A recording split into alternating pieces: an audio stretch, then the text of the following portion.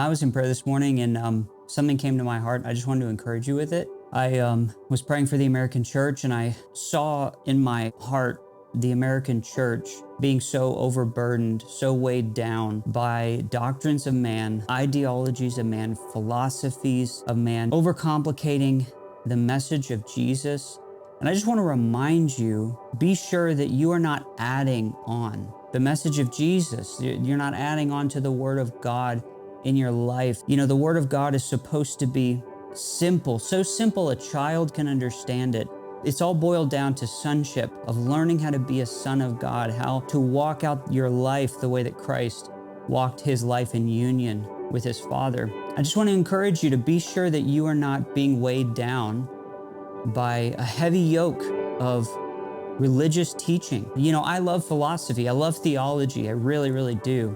But man's nature is to overcomplicate. Our nature is to add and make things too complex. And I love detail, but we need to defend the simple gospel. And we need to make sure that we're living out of that simple truth and asking the Lord to boil down for us the message that he gave us, you know, so that we can live with simple faith, childlike faith. We can live with simple, childlike purity and righteousness and holiness, to not add on. You know, life can be burdensome enough, but God came to give us peace and freedom and liberty and to break the chains that man would set upon us. The Pharisees were the epitome of that, with forcing people into the traditions of man and regulations of man.